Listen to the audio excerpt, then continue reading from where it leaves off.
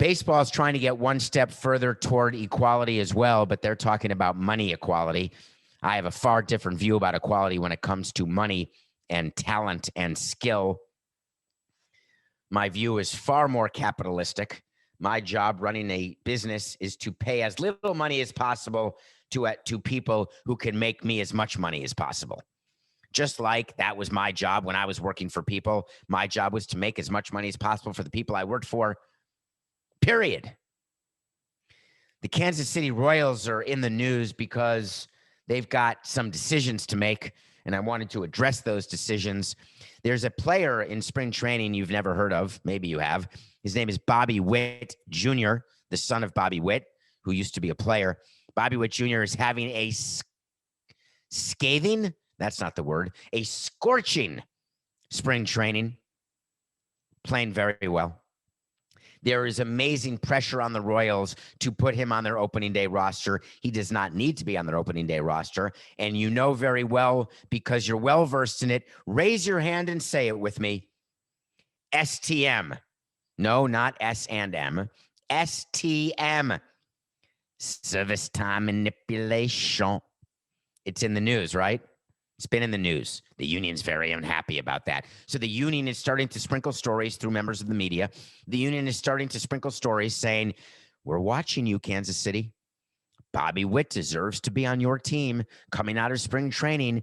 He better be on your team coming out of spring training. So then the Royals are in an absolute no-win situation. They're sitting down now. Their GM is a guy named Dayton Moore. They have a new owner. The team was sold. And the owner is saying to himself, what do we do here? And Dayton Moore says, listen, let me just give it to you straight. I'm going to give you the facts, and then you're going to make the decision. If you start Bobby Witt on the team right now, the bottom line is that he will be with you for 1 year fewer than if you wait 3 weeks to call him up. Now, I know that he was the second overall pick in 2019. I know that he is highly touted. He's only played 37 games in the minor leagues, 37 total, but he's had a good March. So Dayton Moore says to the owner, I get it. He's had a good March. He may be one of our top 26 players right now, maybe. But 37 games in the minor leagues, we can send him to the minor leagues, let him get at-bats, and we will not lose a grievance against the union. I guarantee it. And then the owner says to Dayton Moore, wait a minute. With all the service time manipulation going on, are you sure that even if we call him up in April, that there's not going to be some sort of agreement in the new collective bargaining agreement that will give extra service time to younger players, that will allow them to have arbitration sooner, that will give them more money at the minimum, because that is what I think is going to happen, Dayton. So what is the real downside of bringing him up now and making our fans happy and making the union happy? Hold on, I'm getting a call. Hold on. Yes, Rob. No, I hear you. Oh, you want me to call him up? Wait, we're talking about Bobby Witt right now. Yes, right now we are. Yes, that's true. MLB is very involved in this decision.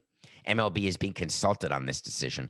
When you've got collective bargaining negotiations coming up and you've got a high-profile player like Bobby Witt Jr., second overall, and you've got a low-revenue team, a low, small-market team who is not going to be in contention this year, you can bet your bippy that Major League Baseball is on the phone with the Royals saying, let's be very careful here. Let's be very smart and make sure that we have exact reasons, and we're going to tell the union the exact reasons why Witt's not going to be on the team. But if he is going to be on the team, that would be nice. Well, Rob, do I need to do it? Do I have to do it? I don't want to do it. Are the rules going to change in the next CBA? It's too early. We don't know. We're not sure.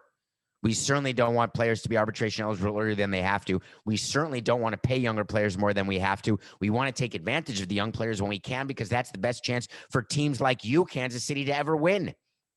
If you've got to pay your best players a market rate from the beginning, you will have zero chance to ever have a good team. So we're fighting for you, Kansas City.